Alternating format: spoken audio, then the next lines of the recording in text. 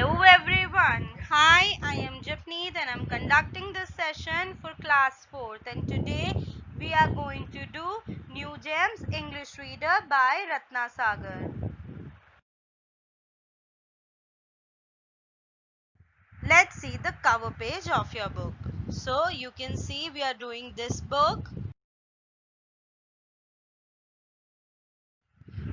and in the same book we are going to do lesson 4, The Prodigal Son. This is a biblical tale. Let's start with the story. Lesson 4, The Prodigal Son. The Prodigal Son is a famous parable taken from the Bible. Parables are short, simple stories that teach a moral lesson. The Bible has many parables which sum up the teachings of Jesus and the prophets in a way that everyone can understand. Read this heartwarming tale with its message of love and forgiveness. So, ये chapter का नाम है prodigal सन और एक ये parallel है Bible से. So what are parables? They are the short story. छोटी छोटी स्टोरीज होती हैं जिनका कोई ना कोई मॉरल होता है. सो ये बाइबल की बहुत सारी स्टोरीज में से एक स्टोरी है जो हम पढ़ने वाले हैं, और इस स्टोरी का एम क्या है? हमें लव और फॉरगिवनेस सिखाना, कि हमें कैसे किसी को प्यार करना है और माफ करना है उसकी गलतियों पर. ये स्टोरी हमें ये सिखाएगी. Let's read and see the moral is true or not.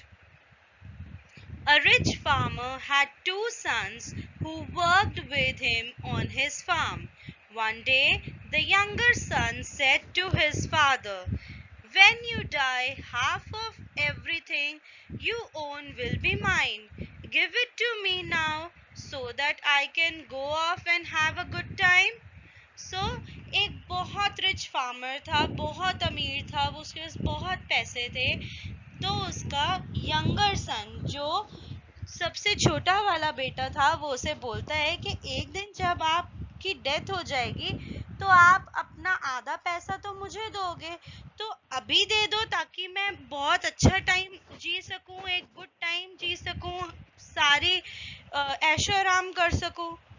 The father loved his sons and did not like to see either of them unhappy, so he counted his money and gave half of it to his younger son. तो उसके पापा ने अपने बेटे के लिए, उसकी खुशी के लिए पैसे काउंट करे और आधे पैसे अपने यंगर सन को, छोटे वाले बेटे को दे दिए, क्योंकि वो किसी भी बेटे को दुखी नहीं देख सकते थे और वो दोनों से बहुत ज्यादा प्यार करते थे.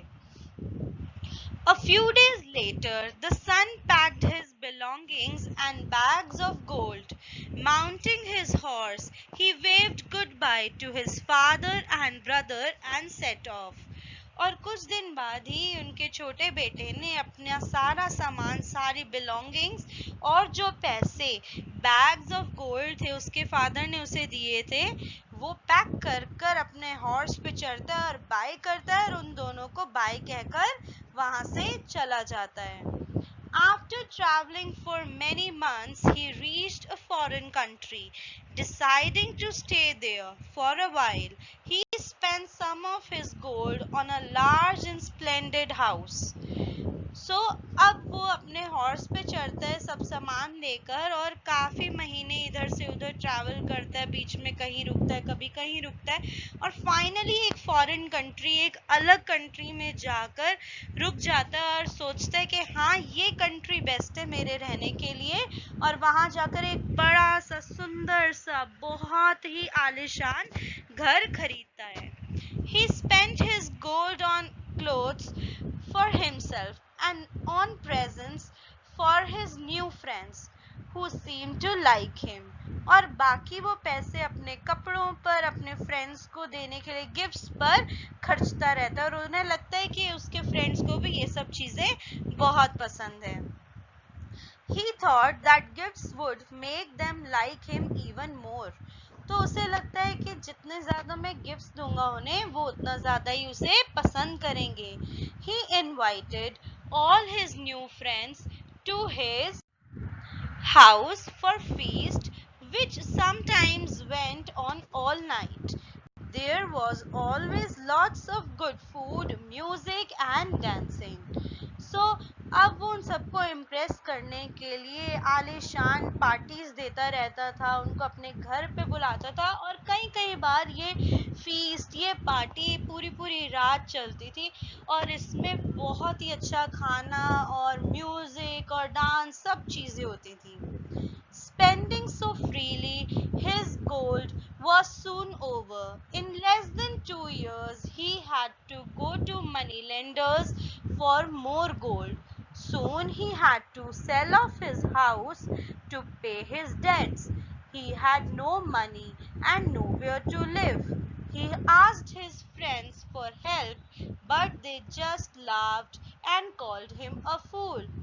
और इतना लेविशली खर्चने के बाद, इतना फ्रीली सारे पैसे खर्चने के बाद, कुछ लगभग 2 सालों में उसके सारे पैसे ख़त्म हो जाते हैं, उस पर कर्जे आ जाते हैं और फिर वो मनी लेंडर्स के पास जाता है कि मुझे पैसे उधार दे दो. उसे चुकाने के लिए अपना घर तक बेचना पड़ जाता है और उसके सारे पैसे ख़त्म हो जाते हैं, घर भी चला जाता है, सारा लाइफस्टाइल ख़राब हो जाता है उसका. वो अपने फ्रेंड्स से भी बोलता है कि प्लीज़ मेरी हेल्प कर दो, मेरे पे कर्जे आ गए हैं, लेकिन सारे फ्रेंड्स उस पर हंसते हैं, उसका मजाक उड़ाते हैं और उसे बेवकूफ़ बोलते हैं कि इसने सारे पैसे अपने ऐसे वेस्ट कर दिए. Unhappy and alone, he tried to earn money to buy food, but there was a drought in the country as it had not rained for months. The crops were burnt by the sun and the people were starving. अब वो बहुत अकेला और बिल्कुल अकेला हर जगह पर घूम रहा है, अनहैप्पी है, उसको बिल्कुल भी खुशी नहीं अंदर से, अकेला है वो, उसके पापा भी नहीं है, भाई भी नहीं है, फ्रेंड्स भी नहीं है, पैसा भी नहीं है. जो उसने इतना अच्छा घर खरीदा था, कपड़े खरीदे थे, अब उसके पास कुछ भी नहीं है. वो खाने के लिए भी उसके पास पैसे नहीं है, उनके लिए भी वो इधर से उधर भटकता रहता है. लेकिन अब वो सोचते हैं कि मैं कुछ काम करूं, लेकिन ड्रॉट होता है उस कंट्री में, सूखा पड़ जाता है. ड्रॉट मतलब सूखा पड़ना, जहाँ बारिश नहीं पड़ती और फिर क्रॉप्स नहीं उग पाते हैं. सो ड्रॉट हो जाता है वहाँ पर क्योंकि इतने टाइम से बारिश नहीं हुई होती है और सन इतना हैवी हाई होता है कि उसमें बर्न हो जाती हैं सारी क्रॉप्स और लोग स्टार्व करने लग जाते हैं, भूखे रहते हैं. He searched everywhere for work. At last, a farmer gave him the job of looking after his herd of sheep. The only wage the farmer paid him was a small plate of food every day. Sometimes he was so hungry that he ate the sheep's food to satisfy his hunger. फिर वो हर जगह पर काम ढूंढने की कोशिश करता है और काम ढूंढता है तो उसे एक फार्मर अपने पास जॉब पर रख लेता है और उसको क्या करना होता है, जो उसकी शीप्स हैं, हर्ड ऑफ शीप हैं, उनका ध्यान रखना होता है और उसको ध्यान रखने के बदले में वेज, सैलरी क्या मिलती है, एक टाइम का खाना, small plate of food every day. और कई बारी वो इतना भूखा होता है, उसको इतनी भूख लगती है कि वो शीप का खाना भी खा जाता है. One day when he was lying on the hard ground, he thought of his home and his father who loved him. He remembered that his father's servant lived in comfortable houses and had plenty to eat. और एक दिन वो ज़मीन पर लेटा हुआ होता है और सोच रहा होता है कि मेरा घर कितना अच्छा था, मेरे पापा मुझे कितना प्यार करते थे, यहाँ तक कि अपने सर्वेंट्स को भी उन्होंने बहुत अच्छा घर रहने के लिए दिया था और उनको काफ़ी अच्छा खाने को भी देते थे. How many of my father's servants have more than they need? He said to himself. While here I am dying of hunger, I will go back to my father and say, Father, I am no longer worthy to be called your son. Let me come home and be treated as one of your servants. So वो ये सोच रहा होता है कि कैसे servants भी इतनी अच्छी लाइफ मेरे फादर के अंडर जी रहे हैं, तो क्या मैं नहीं जा सकता वापस? मैं भी जाता हूँ और बोलता हूँ कि फादर मेरे को माफ कर दो, मैं लायक नहीं हूँ आपका बेटा कहलाने लायक, मुझे एक सर्वेंट की तरह ही रख लो अपने पास और सर्वेंट की तरह ही ट्रीट कर लो, मैं वैसे ही रह लूंगा. The young man stood up and set off for home. It was very different journey from the one he had 2 years before. So वो एकदम से उठता है इस थॉट में और अपने घर की तरफ निकल पड़ता है. लेकिन इस बार जो जर्नी थी वो बहुत डिफरेंट थी. 2 साल पहले उसके पास बहुत पैसा था, अच्छे कपड़े, हर चीज थी, लेकिन अब उसके पास ना पैसा था, ना खाना था, कुछ नहीं था. तो इस बार उसकी जर्नी बहुत ही अलग थी पहले से. Although he was dirty, barefoot and ragged, his father recognized him from a long way off. Overjoyed, the old man ran to meet his son. Father, cried the young man, please forgive me. जबकि वो इतना ज्यादा गंदा, नंगे पैर, ragged means उसके फटे पुराने से कपड़े, गंदे से कपड़े, वो खुद बहुत गंदे से हालात में था, लेकिन फिर भी दूर से ही उसके फादर उसे पहचान लेते हैं और भागते हुए जाते हैं उसके पास अपने बेटे से मिलने के लिए. और जैसे ही मिलते हैं उनका बेटा उन्हें देखकर रो पड़ता है और बोलता है प्लीज मुझे माफ कर दो, please forgive me father. The old man threw his arms round his son and kissed him. Then he said to a servant, fetch my best robe for him, bring shoes for his feet and a ring for his finger. और जैसे ही वो उससे मिलते हैं और वो रोता है, उसके फादर अपने सर्वेंट को बोलते हैं जाओ इसके लिए मेरा सबसे अच्छा वाला रोब लेकर आओ और बहुत ही कंफर्टेबल शूज और हाथों में पहनने के लिए रिंग, और उसको गले से लगा लेते हैं और बहुत प्यार करते हैं. To another servant he said, we must hold a feast to celebrate this great day, for my son was dead and is alive again. He was lost and has been found. Invite all my friends and neighbors so that they may share my joy. और वो दूसरे servant को बोलते हैं हमें एक feast रखनी चाहिए. जो मेरा बेटा यहाँ से चला गया था आज वो मेरे पास वापस आ गया. He was dead to me but now he is alive to me. जो गुम गया था अब वो मुझे मिल गया है. क्यों ना मैं अपने सारे नेबर्स, अपने सारे फ्रेंड्स को बुलाकर अपनी एक खुशी को शेयर करूं और हम एक फीस्ट करें, एक सेलिब्रेशन करें, एक पार्टी करें. That evening, the elder son, who had been working in the fields, came home. He asked a servant why music and song were heard from the house. When he heard that his father was celebrating his younger brother's return, he was very upset. He told the servant to ask his father to come out to him.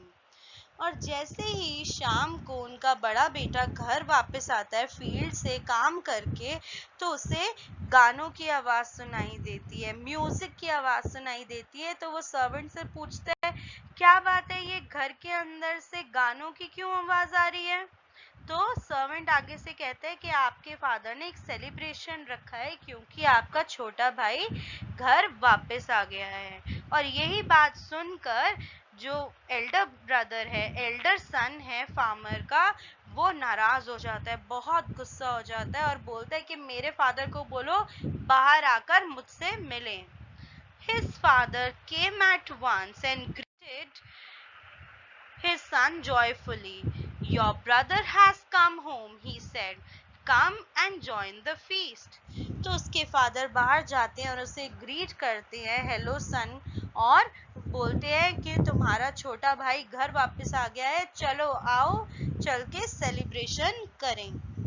The elder son replied replied angrily, "Why should I, father?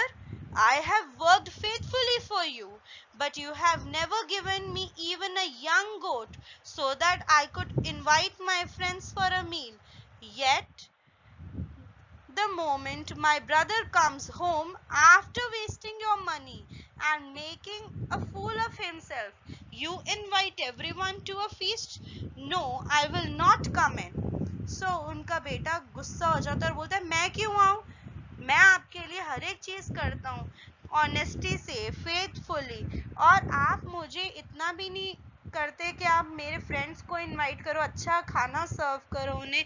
लेकिन मेरा भाई जो सारे पैसे बर्बाद करके अपने आप का बेवकूफ बनाकर आ गया वापस घर में, फूल बनकर आ गया, आप उसके लिए इतनी बड़ी पार्टी रख रहे हो और सबको इनवाइट कर रहे हो, पार्टी में फीस्ट रख रहे हो, मैं नहीं आऊंगा इसमें। The father felt deeply sorry. He understood why his elder son was so bitter and jealous. तो फादर उसका रिएक्शन देखकर समझ जाते हैं कि क्या हुआ है, उनका बेटा क्यों इतना नाराज है, इतना गुस्से से क्यों बोल रहा है और क्यों इतना जेलस फील कर रहा है अपने भाई से। और आगे से बोलते हैं, My son, he said gently, you are always with me and I always loved you. But please try to understand how I feel today. You are a good son and I have no reason to fear losing you, as I did it in the case of my younger son. He was lost and has been found. I have got a son back and you a brother.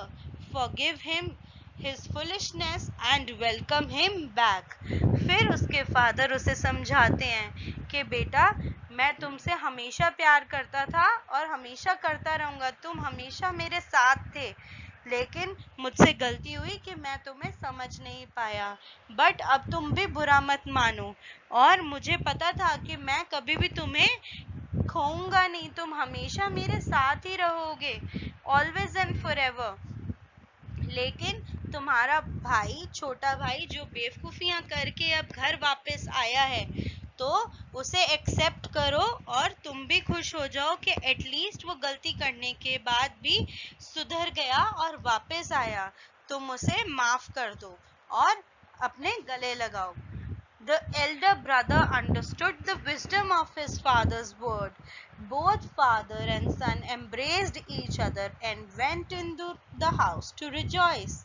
फिर बड़े बेटे को, उसके elder son को बात समझ में आती है कि उसके फादर क्या कहना चाहते हैं, और वो फिर खुश हो जाता है और दोनों एक दूसरे को प्यार करते हैं, गले लगते हैं और फिर इसी खुशी में शामिल होने के लिए बाहर चले जाते हैं पार्टी के अंदर। सो क्या सीखा आपने? कि आप जैसे भी हो, कुछ भी गलती करो, your parents will always love you. So try to be with your parents and listen to them what they say. Whatever they say, that is right. Second thing you have to do, difficult words in your notebook. Let's read the difficult words first. Parable, splendid, moneylenders, debts, drought, wage, worthy, barefoot, ragged, greeted, jealous, foolish, forgive, wisdom, embraced, rejoice. Now next work you have to do is word meaning. Prodigal, wasteful, जो हर चीज को बर्बाद करना जानते हैं, saving नहीं करते किसी भी चीज की। स्प्लेंडेड, एक्सीलेंट, बहुत अच्छा, बहुत सुंदर। वर्दी, डिजर्विंग, जो हर एक चीज डिजर्व करता है, हाँ इसको ये चीज मिलनी चाहिए। Wage, salary, whatever you earn, when you work you earn something, that is your salary or a wage. Money lender, people who lend money on interest, जो आपको उधार पे पैसे देते हैं और उन पैसों के बदले कुछ ना कुछ इंटरेस्ट आपसे लेते हैं। Drought, leading to shortage of water, जब सूखा पड़ जाता है, पानी की कमी हो जाती है। गुस्से से भरा. Rejoice, show great joy और happiness, बहुत ज़्यादा खुश. Ragged, old and torn, फटा पुराना. तो ragged clothes या कुछ भी आप उसे समझ सकते हो. जो भी फटा पुराना है, that is ragged. Now next thing is make sentences. So I have given you the words which I have done in word meaning so that you can practice all those words in your day-to-day language also. By making these sentences, you can implement them in your day-to-day communication and you can know the meanings of them by making sentences properly. Thank you everyone for watching this video. I hope I have explained this lesson well and you have understood it. So you can also learn word meanings and do make sentences and difficult words and practice them. Okay, bye bye. Take care. Stay safe, stay healthy and stay home.